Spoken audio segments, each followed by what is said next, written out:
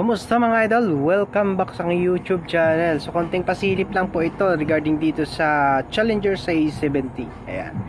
So medyo nahuli na yung brand, medyo nahuli na po yung model ng Challenger nito.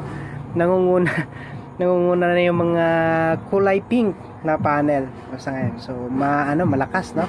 Malakas ang bintahan nun. Itong A70, so mga series panel, so medyo na siya, nalulugi na sa bentahan. Pero pagdating naman sa laman mga idol, halos the same lang naman yan, no? Front panel lang naman yung pinagkaiba. Ayan, so Challenger A70 from Palawan mga idol. So maraming salamat sa tiwala ni Sir Vincent, no, from Palawan. So pinadala sa atin dito para ipa-revise itong kanyang amplifier. So tapos na po may revise ito mga idol. Ayan po. So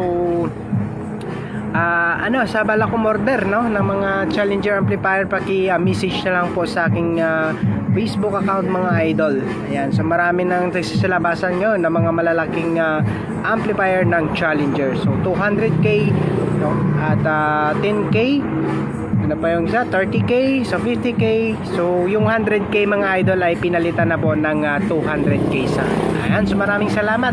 Paki-PM na lang po sa bala kong order. At sa pag gusto pa magpa-revise, yan, so paki-PM na lang din po sa aking Facebook account mga idol. Maraming salamat. At sa gustong umorder through Shopee, nandyan yung link sa description.